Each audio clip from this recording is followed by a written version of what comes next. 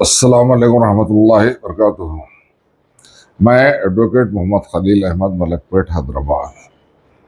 आज इस वीडियो में ख़ास तौर पर नलगुंडा वक्फ प्रॉपर्टीज़ के बारे में बता रहा हूँ और इसी से मिलते जुलते तमाम हालात दूसरे वक्फ प्रॉपर्टीज़ के भी हैं जो तेलंगाना में वाक़ हैं और हैदराबाद में वाक़ हैं और मुल्क भर में वाक़ हैं। तो हर रोज़ हम वक्फ प्रॉपर्टीज़ खोते जा रहे हैं और वो भी क़ानूनी तौर पर खोते जा रहे हैं। क्यों खोते जा रहे हैं उस पर मैं नज़र डालूँगा। और ये वीडियो ख़ास तौर पर उन लोगों के लिए जो जज्बात में रिजेक्ट वक्फ एक्ट और फिर मिलियन मार्च और फिर ये वक्फ बचाओ तहरीक वगैरह चलाते हैं, उनके लिए है। या तो ये लोगों को बिल्कुल इल्म नहीं है कि वो किस तरह जायदादें हर रोज़ वक्फ बोर्ड खोते जा रहा है और मुसलमान भी खोते जा रहे हैं। और ये जो नुकसान हो रहा है वक्फ जायदादों का, उसमें गैर कौम से ज़्यादा अपनी कौम मुलविस है।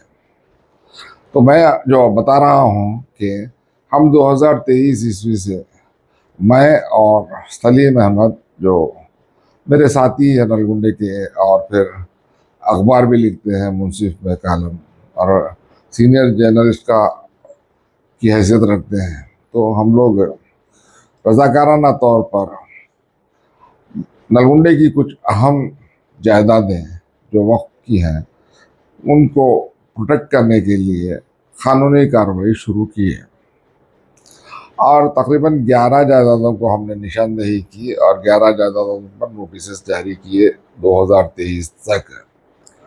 और हम 2023 में 2 मुकदमात तेलंगाना स्टेट वक्फ ट्रिब्यूनल में दर्ज कराए और एक मुकदमा 2024 में।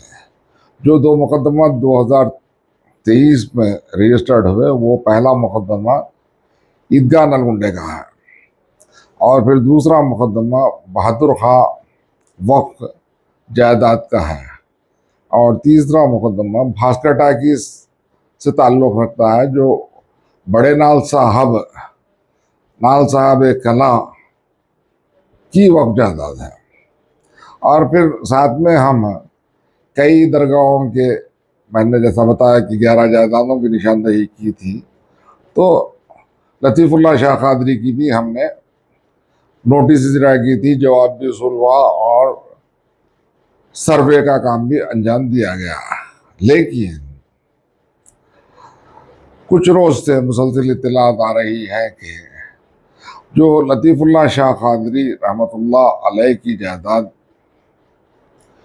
गसब तो हो चुकी है बहुत सारी पहले ही, 545 एकड़ 20 गुंठे हैं, जिसमें 20 एकड़ तरी ज़मीन है। तरी ज़मीन तो पूरी की पूरी गसब हो गई। और जो पहाड़ के अतराफ जो ज़मीन है, जिनके सर्वे नंबरात मुख्तलिफ हैं, जुमला 524 या 25 एकड़ ज़मीन होती है तखमीने के मुताबिक, वो अभी भी उसका मौक़ूफ़ वक्फ का है। और हम जब भी जाते हैं देखते हैं कि जो पहाड़ का दामन जिसको कहते हैं, हिल्लाक अंग्रेजी में कहते हैं, वो खोदा जा रहा है और कब्जा किया जा रहा है। और बताया जा रहा है कि जो चिरागी मुजावर है वो और उनके विरसा बहरहाल अपनी जायदाद बताकर बेचते जा रहे हैं, चाहे नोटरी पे प्रॉपर होने दीजिए, चाहे रजिस्ट्री होने दीजिए, वो तफसीलात अभी हम तक नहीं पहुंची, लेकिन गासिबाना कब्जे हो चुके हैं। और इस माह में ये बात इतला में आई कि एक बड़ा वेंचर बन रहा है ये वक्फ ज़मीन पर, जिसमें मुकामी सियासतदान शामिल हैं जो बड़े दर्जा रखते हैं सियासत में। तो यहाँ पर हम पहले ही लतीफ़ुल्लाह शाह कादरी रहमतुल्लाह अलैह के ताल्लुक़ से नोटिस जारी कर दिए थे, जो सेक्शन 89 वक्फ एक्ट और फिर 80 CPC में, और काफ़ी अर्सा हो गया था हमारे पास फाइल तैयार थी। और लोग जब बार बार इसरार कर रहे थे तो हमको मालूम हुआ कि कोई साहब एक मुकदमा रजिस्टर करा लिए, और फिर उनके ही फरीक हमको इतला दिए कि भाई वकील साहब बोले कि गवर्नमेंट की ज़मीन है, उस पर काम नहीं, ये अदालत अहकाम नहीं जारी करती है और गवर्नमेंट से लड़ना मुश्किल है। और उसके बाद में बहरहाल वो मुकदमा तो ठंडे बस्ते में चला गया। तो हमने फौरन 27 तारीख के लिए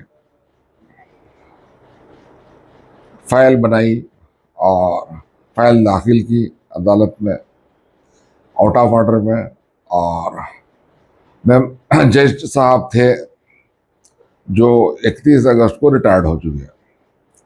तो जज साहब ने हमसे कहा कि भाई मामला जो भी है, कलेक्टर पार्टी है, सुप्रिटेंडेंट ऑफ पुलिस पार्टी है नलगुंडे के, और फिर कमिश्नर म्यूनसिपालिटी पार्टी है, और आपके सीईओ पार्टी है। तो मैं अर्जेंट नोटिस ऑर्डर करता हूँ और आप बाई हैंड सर्व कर दीजिए। तो मैंने वो नोटिस हासिल कर लिए 29 अगस्त को, और फौरन 30 अगस्त को नलगुंडा आया और तीनों अहदेदारों के ऑफिस में वो नोटिस हमने सर्व कर दिए। बहरहाल इनकार करे फिर इकरार करे फिर ले लिए, बात ख़त्म हो गई। और फिर वक्फ बोर्ड में भी 31 अगस्त को दाखिल करे और अदालत में रिपोर्ट दर्ज करा दिए कि नोटिस सर्व कर दिए गए हैं। तो जज साहब ने 1 अगस्त को सुनवाई रखी थी, इंटीमेशन ऑर्डर की, तो जो आज सुनवाई हुई। और मैं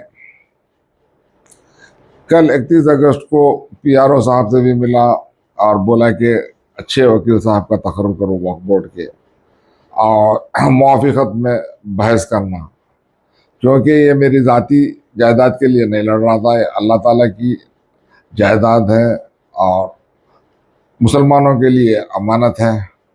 तो उसके लिए मैंने अपने जेब से तमाम अखराजात बर्दाश्त करा और मुफ्त सर्विसेज दिया, और जो कुछ भी मेहनत हुई वो मेहनत किया हूँ। तो जब आज का दिन था तो जज साहब रिटायर्ड हो गए थे, तो मेंबर जज साहब जो खातून हैं उन्होंने सुन के बहरहाल उन्होंने इत्तेफाक किया कि पास ओवर कराया जाए और इंचार्ज जज की बेंच पे केस को ले जाया जाए। तो दोपहर का वक्त मुतय्यन हुआ आज तकरीबन 3 बजे का, लेकिन 4 बजे बहस शुरू हुई और उस दौरान मेंबर जज साहबा का भी अरेंजमेंट किया गया, ये जो स्मॉल काजेस कोर्ट जो है सिटी सिविल कोर्ट में, उसमें, और दोनों मौजूद थे। और मैंने इंतहाई सख्त और शदीद मुखालिफत करते हुए मौकूफ़ रखा मुसलमानों का और वक्त का। और मैं बार बार अदालत को बता रहा था कि हिल लाख खोदने से दामन, दरगाह को नुकसान होगा और लैंडस्लाइड्स हो जाएंगे, और ये जो काम हो रहा है गैर कानूनी काम हो रहा है। तो बहरहाल जो गवर्नमेंट प्लेडर थे और म्यूनसिपालिटी के जो वकील आए थे वो लोग दोनों भी परेशान थे, और वो लोग जो सपोर्ट लिए, जहाँ तक मेरा ख्याल है कि बहरहाल वक्फ के काउंसिल से जो तौक़े थी वो पूरी नहीं हुई थी, और हो सकता फिर उनको उसी तरीके के अहकामात आए होंगे जो मेरे दोस्त है जो वक्फ के काउंसिल है। तो जब मैं अपनी शदीद मुखालिफत और अपना मौक़ूफ़ रखा, मुसलमानों का मौक़ूफ़ रखा, तो फ़रीक़ मुखालिफ ने बताया कि एक कॉम्प्रोमाइज़ हुआ है, सेटलमेंट है, और वो सेटलमेंट ये है कि कोई मुकामी मौलाना से और कोई मुकामी मुसलमानों से मिलकर 25 एकड़ अराज़ी उनको दी जा रही है, और फिर उसके एवज़ में ये तमाम जो घाट रोड्स हैं वो, और बकिया जो वेंचर जो भी लीगल हो रहा है उसके एवज़ में ये लोग 25 एकड़ ज़मीन ले लिए, बल्कि ये जीपी साहब बोले ज़बानी। तो मैंने मुखालिफत की और कहा है कि वक्फ की जायदाद है और उसमें कोई सेटलमेंट नहीं होता और घाट रोड बनाने की कोई ज़रूरत नहीं है, और अगर ऐसा काम होता है तो जियोलॉजिकल सर्वे ऑफ इंडिया से रिपोर्ट लेना है। और मैंने बार बार कम से कम स्टेटस को के लिए अपील की, लेकिन जब वक्फ काउंसिल की बारी आई तो उन्होंने सेटलमेंट की बात कर दी और बोले कि भाई हम सेटलमेंट के बाद में हम काउंटर देंगे। तो यहाँ पर कौन क्या कर रहा है आपको मालूम है होने के लिए मैं ये वीडियो बना रहा हूँ, और कोई मेरा जाती मकसद नहीं है। और मैंने जब कल पीआरओ साहब को बताया कि भाई आप लोग शदीद मुखालिफत करिए, ये जो काम गवर्नमेंट कर रही है, तो उन्होंने मुझे तयक़ुन दिया कि हम मुखालिफत करेंगे। हम ऑलरेडी अब तक एनओसी भी नहीं दी है, और हम लोग वक्फ बोर्ड की तरफ से कई मरतबा कलेक्टर को लेटर्स लिखे हैं, वो भी बताएं सिस्टम पे। तो मैं यही यकीन करा किए हुए था कि वक्फ बोर्ड का मौक़िफ़ सख्त रहेगा, लेकिन उम्मीद पर पानी फिर गया। तो ऐसी सूरत में जज साहब क्या कर सकते, जबकि हमारा एडमिटेड फैक्ट ये था कि ये जायदाद वक्फ की है, और गवर्नमेंट भी इकरार कर ली कि ये जायदाद वक्फ की है। तो वक्फ के कस्टोडियन जो है वो ये बोल रहे थे कि भाई हम सेटलमेंट जब भी होगा उसके देखते हुए काउंटर दाखिल करेंगे। तो जज साहब काउंटर दाखिल करने के लिए 18 अगस्त की तारीख मुकर्रर कर दी है और पेशी मुलतवी कर दी है। या बताने का मकसद ये है कि ये लतीफ़ुल्लाह शाह क़ादरी का मामला अब भी सब जुडिस है, अदालत में ज़ेर दौरा है। हुकूमत काम नहीं कर सकती। अगर अगर हुकूमत गैर कानूनी काम करती है तो मुकामी लोगों का काम है कि उसको रोक सकते हैं बहरहाल, क्योंकि जब तक कि अदालत का फैसला नहीं आता काम रुका सकते हैं। अगर नहीं रुकाते हैं तो मुकामी जो मुसलमानों के दावेदार हैं वो लोग जिम्मेदार रहेंगे। एक और अब रही बात क्या है कि ईदगाह का जो मामला है, ईदगाह में मौलाना का कब्जा है, और मौलाना बहरहाल ना तो हिसाब बताते हैं, ना तो किताब बताते हैं, ना तो ईदगाह का अकाउंट है। और मौलाना एक्सपार्टी हो गए हैं, और एक्सपार्टी डिग्री लेने का है, मगर यहाँ पे जज साहब मौजूद नहीं हैं, और कार्रवाई पूरी मुकम्मल हो चुकी है एक्सपार्टी की, और वक्फ बोर्ड भी एक्सपार्टी हो गए, सब एक्सपार्टी हो गई ईदगाह में। हमारा मकसद यही है कि वक्फ बोर्ड एक रिसीवर को कायम करे ईदगाह पे, और तमाम किराया जात वसूल करे, और ज़रूरी अखराजात को पूरा करे, और फिर वो एक बैंक अकाउंट हो, और वो पैसा मुसलमानों के मफाद में इस्तेमाल हो।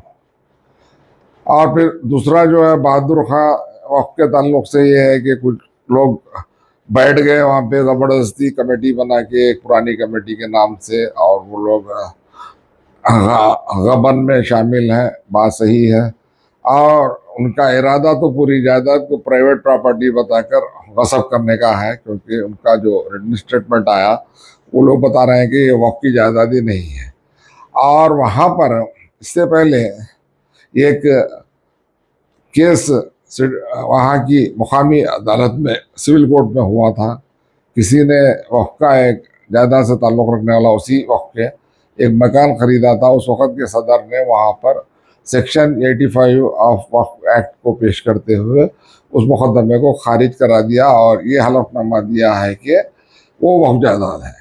फिर यहाँ वक्फ का ट्रिब्यूनल में ये लोग बताते हैं कि ये वक्फ की जायदाद नहीं है, ट्रस्ट की जायदाद है। खैर जब एविडेंस होगा, ट्रायल होगा, तो शिकस्त होगी। और हम यही चाहते हैं कि उसके पैसे जो भी आ रहे हैं, करोड़ों रुपए लाखों रुपए की आमदनी अब तक कसब हुई, तो जो भी आइंदा के किराए हैं वो किराएदारों को फिर नया किराया तयन करके, और हम बैंक अकाउंट खोलकर वहाँ भी एक रिसीवर का तकर्रुर करना ज़रूरी है। और इसी तरह भास्कर टाकीज़ में एक रेवेन्यू ट्रिब्यूनल के ज़रिए भास्कर टाकीज़ की जो इमलाक थी उसकी रजिस्ट्री जो हुई थी गैर कानूनी, उसको कैंसिल कर दिया गया। और वो रेवेन्यू ट्रिब्यूनल को तो जुरिस्डिक्शन नहीं है, वो कैंसिल करना नहीं करना बराबर का था। तो उसके लकूने को लेकर वो लोग रिट डालकर वहाँ पर अपने कारोबार किराए वसूल करना, बेचना और सब जारी था। तो हमने ट्रिब्यूनल में केस कर दिया, एक्सपर्टी हुई थी। फिर वो लोग आए कि भाई हम ट्रायल चलाएंगे, जवाब देंगे, तो हमने उनके लिए सेटिसाइड में मदद की, और ट्रायल के लिए थे। तो फिर रिजेक्शन ऑफ प्लेंट डाले, वो उसमें कोई अहमियत नहीं है। तो यहाँ बताना ये है कि करोड़ों रुपए की जो जायदाद है, ये नाल साहब कला में भी, और कई हजारों करोड़ का किराया आ रहा है, तो सालाना वो तमाम का तमाम गसब हो जा रहा है, लोग खा जा रहे हैं और लोग ऐश कर रहे हैं। तो बताना ये चाह रहा हूँ कि मैं लतीफ़ुल्लाह शाह कादरी के जो हाँ को है शुमाली जिसको कहते हैं, दरगाह तो चोटी पर है। अगर हिल्ला के अगर खोते हैं दामन तो एक रोज वो चोटी भी लैंडस्लाइडिंग में गिर जाती है और दरगाह का नामो निशान तक बाकी नहीं रहेगा। और लतीफ़ुल्लाह शाह कादरी रहमतुल्लाह अलैह की तारीख ये है कि 900 साल कबल आप आए थे, जबकि राजा नल का ज़माना था और एक गार में ज़िंदगी गुजार रहे थे, पत्ते फूल खा रहे थे। उस वक़्त राजा के जो फोर्सेस आती थी, ये हिंदू राजा जो थे, वो एहतराम करते थे और एक दिन उनका इंतकाल भी हो गया और जिनका काम करे इंतकाल हो गया वहीं तदफीन हुई। तो उससे दरगाह कायम हुई, लेकिन उनका कोई वारिस नहीं था, कोई मुजावर नहीं था। हो सकता है बाद में हुकूमत ने चिरागी मुजावर यानी चिराग लगाने साफ सफाई करने का से किसी को मुकर्रर किया, लेकिन ये चिरागी मुजावर तकरीबन जायदाद को दीमक की तरह चढ़ दी है। और जो कीमती जायदाद इस वक्त है उस पर कोई मौलाना अब 25 एकड़ का ठेका लेकर बैठे हैं और कोई साहब अपने लिए ओहदा बना लिए माइनॉरिटी लीडर्स हुकूमत से, कोई साहब कुछ कर ले रहे हैं। और फिर जो अनपढ़ लोगों को लेकर केस डाले थे, जो हम सुने 25 नंबर का जो केस बुक हुआ था ट्रिब्यूनल में, उसमें जो प्लेंटिफ है वो एक ऑटो ड्राइवर है। और वो वकील साहब भी हमसे जब बात कर रहे थे तो गुफ्तगू है, वो तो हमारे सामने बच्चे ही है मगर उनकी गुफ्तगू इतनी आला थी, अब मैं आपको शेयर नहीं कर सकता भाई। हम वकील हैं और हम अल्लाह की जज़ा और रज़ा के लिए काम कर रहे हैं, तो हम हमारी ज़ाती मफाद के लिए नहीं लड़ रहे हैं। ये हम पैसा लगा के जान माल लगा कर कुर्बानी दे रहे हैं ताकि कौम का फ़ायदा हो, और कौम गाफिल है। और यही तमाम जो औकाफ की जायदादें हैदराबाद में भी वही हाल है। मैंने बेगम बाज़ार में रजिस्ट्री हुई थी उसको कैंसिल कराया और फिर रेस्टोरेशन ऑफ वक्फ के लिए कर रहे हैं। वहाँ पे जो खाली पीली ये है कि वक्फ वाला औलाद है, जबकि वाकिफ खुद एक खारी शहाबुद्दीन है जो निज़ाम के पास ये जो क्या है कि मुंडेदार का काम करते थे, गोश्त की सप्लाई खसाब थे। तो फिर उनकी 6,000 गज ज़मीन को आज गस्ब कर लिया गया और परसों हाल ही में कुछ रजिस्ट्रियाँ हैं तो उसको हमने कैंसिल भी करा दिया और हाई कोर्ट में रेट चल रही, उसको भी डिसमिस कराना है। तो बताना ये है कि अगर कोई किराएदार बनता है तो हम मदद कर सकते हैं, मगर वक्फ की जायदाद को हम फ़रोख्त होते हुए नहीं देख सकते और उसका मुआवजा लेते हुए हम नहीं देख सकते। अगर यहाँ पर मुआवजा लेने की बात आती है लतीफ़ुल्लाह शाह कादरी की, तो मैंने जीपी से कहा है कि भाई वो मौलाना को 25 एकड़ वगैरह देने की ज़रूरत नहीं है, वो कोई हक नहीं रखते। मैं नलगुंडे के मुसलमानों की तरफ से बोल सकता हूँ कि मुसलमान बच्चों को एक माइनॉरिटी मेडिकल कॉलेज की ज़रूरत है। आप अगर हमसे कॉम्प्रोमाइज़ करना है तो नलगुंडे के मुसलमान बच्चों के लिए एक मेडिकल कॉलेज की इजाज़त देकर बिल्डिंग बनाकर कॉलेज कायम करके माइनॉरिटीज़ के हवाले कीजिए, जहाँ पे ज़हीन बच्चों को बिना डोनेशन मुसलमान बच्चों को मौका मिले कि वो डॉक्टर बन सके। ये छोटी सी फरमाइश मैंने करी है और जब तक ये फरमाइश नहीं होती मैं तो अदालत में रगड़ते रहूँगा इनको। और अगर ये लोग गासिबाना कब्जा भी कराते हैं तो फिर वो डिस्पिटल की कार्रवाई के लिए अदालत में रखेंगे, हम सुप्रीम कोर्ट तक लड़ेंगे, चाहे वो कोई मिनिस्टर होने दीजिए, कोई एमएलए होने दीजिए, कोई मौलाना होने दीजिए, कोई मुफ्ती होने दीजिए, मुफ्त में खाने वाले। इन लोगों को तो हम क़तअन मौका नहीं देंगे। कोर्ट में इस वक्त लतीफ़ुल्लाह शाह कादरी का मुकदमा सब जुडिस है, किसी भी तरह का काम नहीं होना चाहिए। अगर गैर कानूनी काम होता है तो कलेक्टर साहब जिम्मेदार रहेंगे और ये जो सुप्रिटेंडेंट ऑफ पुलिस जिम्मेदार रहेंगे, साथ में कमिश्नर म्यूनसिपालिटी नलगुंडा भी जिम्मेदार रहेंगे और सीईओ वक्फ भी जिम्मेदार रहेंगे। इस दुनिया में भी रहेंगे और अल्लाह ताला की दुनिया में भी रहेंगे, क्योंकि ये मुसलमानों के कस्टडियन है जायदाद के, अल्लाह ताला की जायदाद के कस्टोडियन है। तो मैं बताना ये चाह रहा हूँ कि हम कानूनी तौर पर जायदादें गुमा रहे हैं औकाफ की। खाली हम एहतजाज करने से औकाफ की जायदादें नहीं बचती, मिलियन मार्च लगाने से कोई जायदाद नहीं बचती, और फिर रिजेक्ट वक्फ एक्ट बोलने से नहीं होती। आप लोग वक्फ बोर्ड में क्या हो रहा है वो देखिए, वक्फ के जो उकला है उनकी क्या कारकर्दगी है वो नज़र रखिए, और क़ानूनी दाव पेश करने के लिए वकला को बताइए, दबाव डालिए और कोई मांडोली होने से बचाइए, तो तभी बचेगी वक्त ज़्यादा। नहीं तो वक्त ज़्यादा एक दिन ख़त्म हो जाने वाली है। और उसके लिए गैर खाम को हम अगर मुर्द इल्ज़ाम ठहराते हैं तो हमारी जहालत है, हम खुद अपने हाथों से खो रहे हैं। और मैं एक बार फिर यही कह रहा हूँ, लतीफ़ुल्लाह शाह क़ादरी का मामला ज़ेरे दौरा है अदालत में, और वहाँ के मुसलमानों का काम है कि काम को रोक रखे और एहतजाज करे कलेक्टर ऑफिस के सामने, और हुकूमत को मजबूर करना है कि कम से कम मुसलमानों के लिए एक माइनॉरिटी मेडिकल कॉलेज दे दिया जाए, अगर कंपनसेशन होता है, सेटलमेंट, ना कि किसी मौलाना को या किसी और को, किसी खबरस्तान को देकर, किसी को सदर नशीन बनाकर, किसी को कुछ रकम का बैग देकर नहीं ले सकते। तो यही थी आज की बात। अल्लाह हाफिज, सब लोग होशियार हो जाइए, और हमसे जो हो सकता है ताहयात मैं वादा करता हूँ कि मैं वक़्त को प्रोटेक्ट करूँगा, तहफ़्फ़ुज़ करूँगा, और मैं वक़्त की फ़रोख्त और का मैं मुखालिफ हूँ। अगर कोई किराएदार बनना चाहता है तो हम उसको ले जाकर वक्फ बोर्ड में किराएदार बनाएंगे। अल्लाह खैर करे मुसलमानों के साथ। अल्लाह हाफिज़।